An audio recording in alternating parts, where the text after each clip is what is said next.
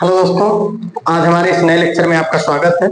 इस लेक्चर में हम जानेंगे गॉस की प्रमेय क्या होती है और गॉस का डेरिवेशन, रिजल्ट का डेरिवेशन इसमें करने वाले हैं। चलिए सबसे पहले गॉस की प्रमेय हम देख लेते हैं क्या है। गॉस की प्रमेय किसी बंद पृष्ठ से गुजरने वाला वैद्युत फ्लक्स फाई। तो गॉस की प्रमेय किस पे केंद्रित है? वैद्युत फ्लक्स पर। गॉस की प्रमेय किसके बारे में बताती है? वैद्युत फ्लक्स के बारे में बताती है।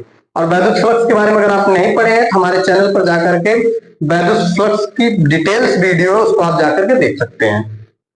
तो वैद्युत फ्लक्स फाई उस पृष्ठ से परिबद्ध, परिबद्ध का मतलब होता है घिरा हुआ, परिबद्ध आवेश Q का 1/ε0 गुना होता है, जो कि मैथमेटिकली फाई E बराबर Q/ε0 होता है। Q जहां पर उस परिबद्ध आवेश यानी घिरे जो क्षेत्रफल है उसमें जितने आवेश है सबके योग के बराबर होता है। कहने का मतलब जैसे अगर इस तरह से कोई पृष्ठ परिबद्ध एरिया है, अगर इसमें Q आवेश है तो इससे गुजरने वाला चारों तरफ से जो वैद्युत फ्लक्स फाई E होगा वो Q गुणे 1/ε0 गुना होगा।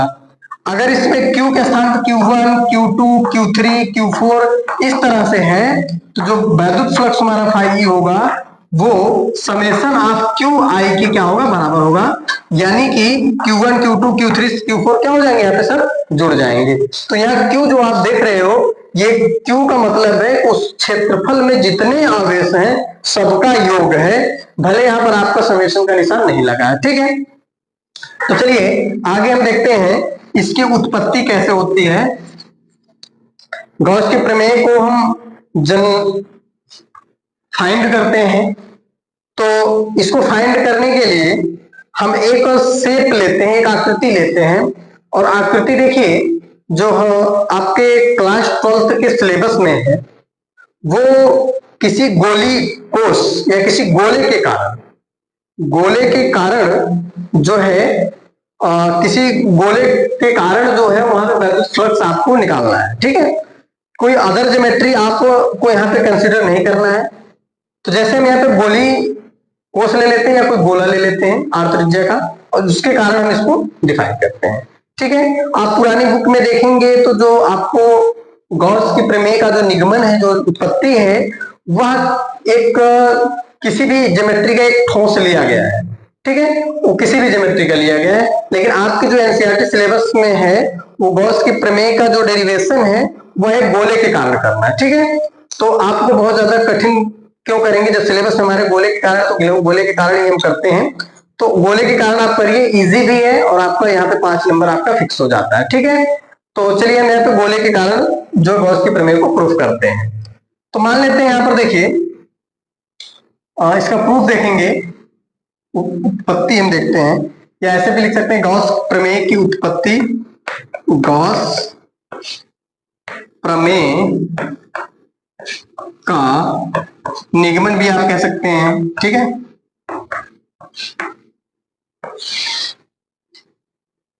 कहने का मतलब गॉस के प्रमेय को हम डिटेल्स करके हल करके ले आएंगे। चलिए देखते हैं कैसे ले आते हैं। तो मान लेते हैं यहाँ पर क्या बताया गया, हम एक r त्रिज्या का एक गोला ले लेते हैं, ठीक, इस तरह से, ठीक है। माना r त्रिज्या का एक गोला है, ठीक है। r त्रिज्या का एक गोला है जिसके केंद्र पर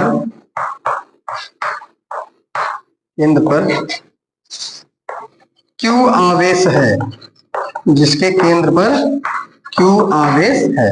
यहां पर इसका सेंटर है और यहां पर क्या है? Q आवेश है इसके केंद्र पर। केंद्र का नाम मैंने O दे दिया है, ठीक है।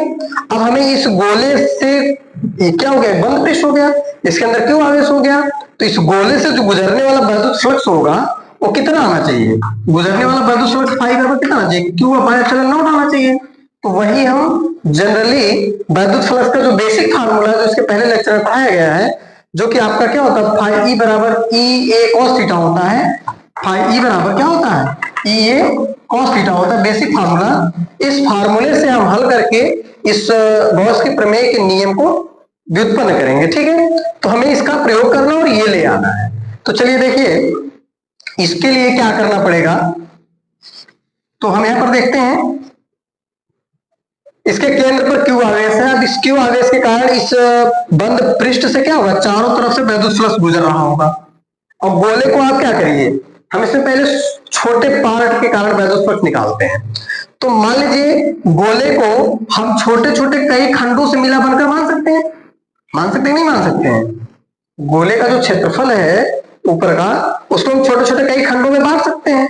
तो उसी में से एक खंड को हम निकाल लेते हैं, फिर बाकी उसको क्या कर देंगे, मल्टीप्लाई कर देंगे, यानी उतनी टाइम पूरे संपूर्ण का क्या कर देंगे, गुणा कर देंगे। तो हम इसका एक सूक्ष्म क्षेत्रफल मानते हैं, छोटा सा पार्ट मान रहे हैं इसका, इसको हम नाम दे दे रहे हैं ये एरिया, जिसका नाम हम दे दे रहे हैं डी। डीएस लिख दीजिए या डेल्टा एस लिख दीजिए। और यहां पर जैसे आपको क्या करना है, इस पृष्ठ से गुजरने वाला वैद्युत फ्लक्स आपको निकालना है, ठीक है। तो इस पृष्ठ का जो क्षेत्रफल है वो मान लेते हैं डेल्टा एस है। इस पृष्ठ का क्षेत्रफल क्या है, डेल्टा एस है। और पूरे पृष्ठ का क्षेत्रफल क्या है, मान लीजिए एस है। संपूर्ण पृष्ठ का क्षेत्रफल क्या है, एस है। तो इस पृष्ठ से देखिए तो गुजरने वाला वैद्युत फ्लक्स होगा कुछ इस तरह से होगा, ऐसे, ठीक है। इस तरह से इस पृष्ठ से गुजरने वाला वैद्युत फ्लक्स आपका होगा यहां से। अब हम इस पृष्ठ के कारण गुजरने वाला वैद्युत फ्लक्स ज्ञात कर लेते हैं, तो हम संपूर्ण पृष्ठ वाले का आराम से निकाल लेंगे। तो यहां पर देखिए इलेक्ट्रिक फील्ड की जो दिशा होगी ये क्या हो जाएगी, इसको हम थोड़ा सा इरेज कर ध्यान देते हैं। देखिए ये आपका डेल्टा एस होगा, क्षेत्रफल हो गया।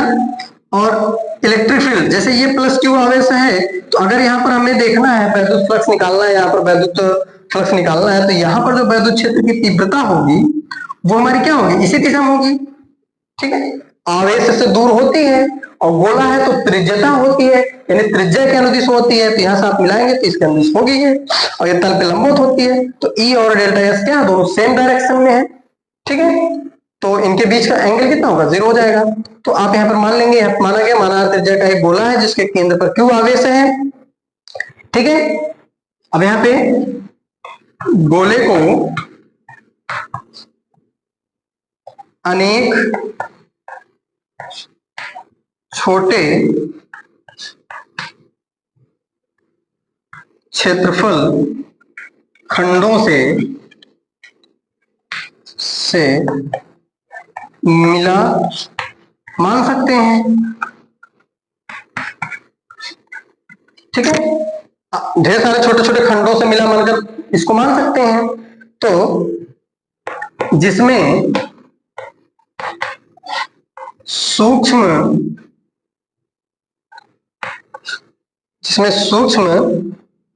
क्षेत्रफल डेल्टा एस से गुजरने वाला ऊपर लिख दे इसके बाद वैद्युत फ्लक्स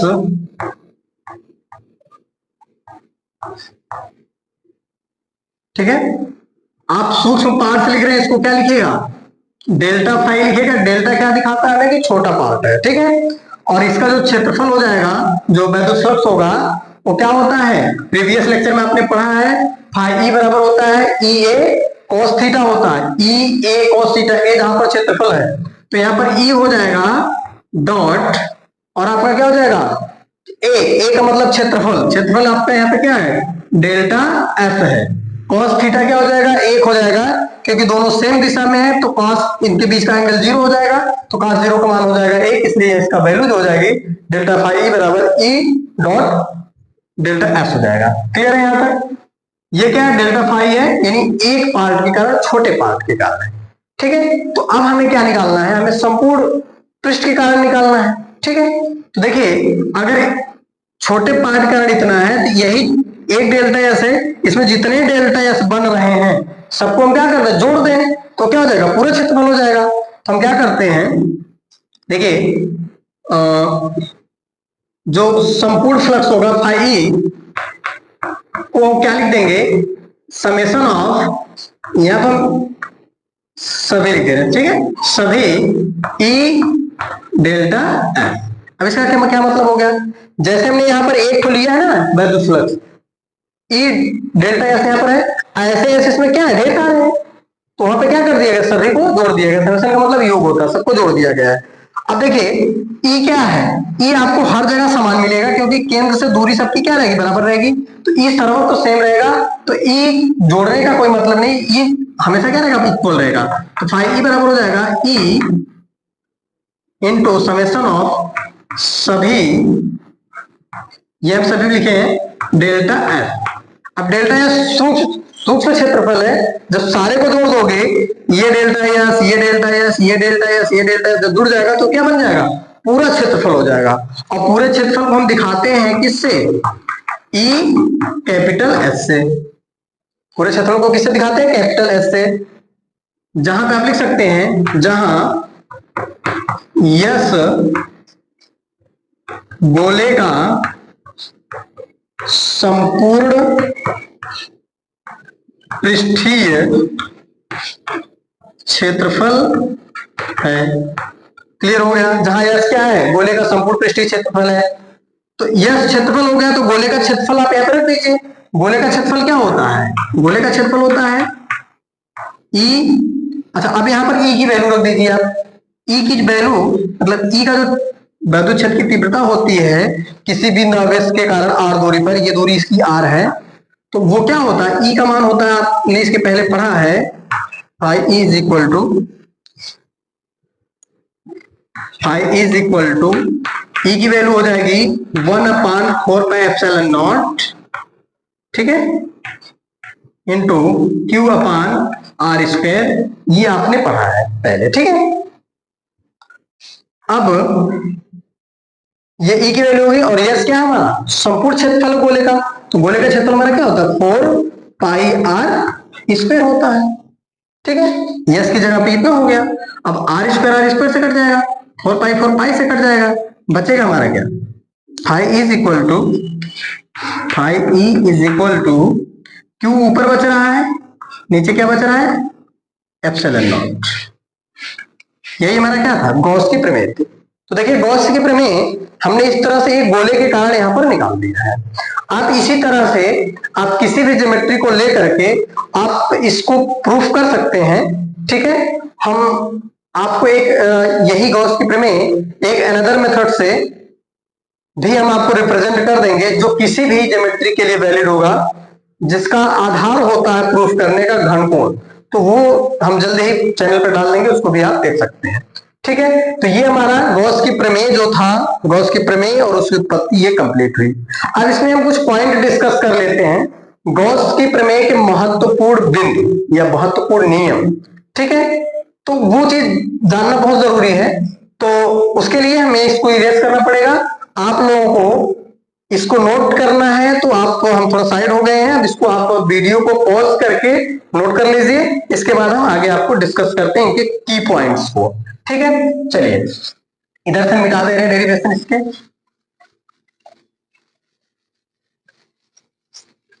चलिए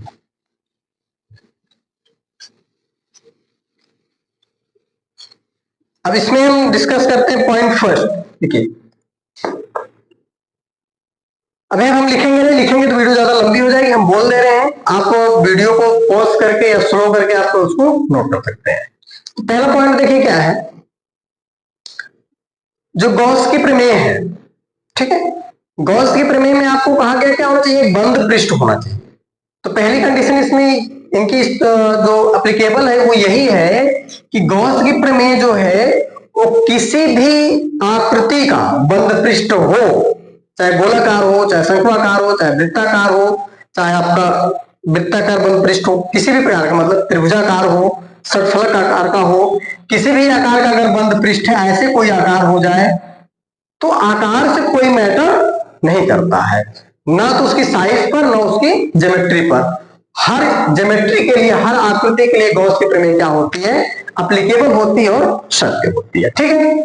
और अगर इसे दूसरे पॉइंट की बात करें, दूसरे पॉइंट की बात करें, जो गॉस की प्रमेय है, जो गॉस की प्रमेय है उसमें जो आवेश क्यों है, वो आवेश अभी हमने देखा कि आवेश को हमने कहा लिया था, सेंटर पे लिया था, तो ये जरूरी नहीं है।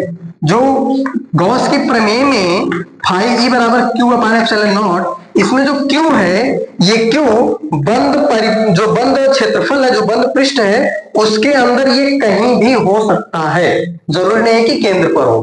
ठीक है, तब भी ये क्या रहेगा, अगर आवेश केंद्र पर नहीं है तब भी आपकी इसकी जो वैल्यू मतलब सत्यता वो सही है। गॉस की प्रमेय की जो सत्यता वो आपकी सत्य है। अब नेक्स्ट पॉइंट की अगर हम बात करें, नेक्स्ट पॉइंट की बात करें तो जैसे देखिए, जो बंद पृष्ठ होता है, जिस बंद पृष्ठ की चर्चा गॉस के प्रमेय में हुई है, उस बंद पृष्ठ को हम कहते हैं गॉसियन पृष्ठ। तो हम किसी भी आकृति का गॉसियन पृष्ठ अपने से कंसीडर कर सकते हैं, मान सकते हैं। किसी भी सवाल को लगाने के लिए जो गॉसियन पृष्ठ माना जाता है, उसको आप स्वयं से किसी भी आकृति का मान सकते हैं।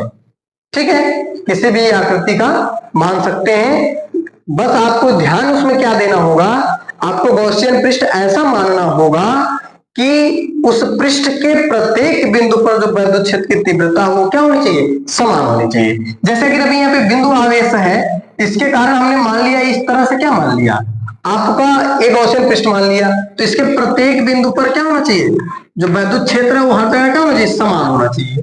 ठीक है, अभी यहाँ पे बिंदु आवेश है, इसके कारण हम कुछ इस प्रकार का आपका ज्योमेट्री अगर मान लें, गॉसियन पृष्ठ मान लें, तो आप देखेंगे यहां से यहां पर जो होगा विद्युत क्षेत्र की तीव्रता कुछ और होगी, यहां पर कुछ और होगी, यहां पर कुछ और होगी, यानी चेंज हो रहा है। तो ऐसा गॉसियन पृष्ठ आपको नहीं लेना है। किसी भी ज्योमेट्री का आप लेंगे, लेकिन ध्यान ये देना है कि विद्युत क्षेत्र की तीव्रता हर जगह क्या होनी चाहिए, इक्वल होनी चाहिए, समान होनी चाहिए। ठीक है, चलिए नेक्स्ट पॉइंट इस पे हम डिस्कस करते हैं। जैसे अगर कोई किसी चालक है, कोई भी कंडक्टर है, आपने वहां गॉसियन पृष्ठ कोई कंसीडर किया, ठीक है, तो कुछ आवेश उसके बाहर है और कुछ आवेश उसके अंदर है। तो इस पृष्ठ से तो गुजरने वाला विद्युत फ्लक्स होगा, वो केवल इन्हीं आवेशों के कारण नहीं होगा, वो बाहर वाले आवेशों के कारण भी होगा। जो विद्युत फ्लक्स होगा वो बाहर वाले आवेशों के कारण भी होता है। ठीक है, चलिए नेक्स्ट अगर हम इस पे और बात करें तो जो गॉस की प्रमेय है, ये कूलाम नियम के व्युत्क्रम वर्ग के नियम का पालन करती है। अगर इसमें कोई दिक्कत होगी, यानी व्युत्क्रम वर्ग के नियम को मतलब वो उस पर संदेह व्यक्त होगा, संकेत जाएगा, तो ये व्युत्क्रम वर्ग के नियम का पालन करती है, उसके आधार पर ही इसकी व्याख्या हुई है। ठीक है, चलिए आगे के लिए आगे के लेक्चर में हम डिस्कस करेंगे गॉस की प्रमेय का अनुप्रयोग। तो आगे मिलते हैं नेक्स्ट लेक्चर में। Thank you.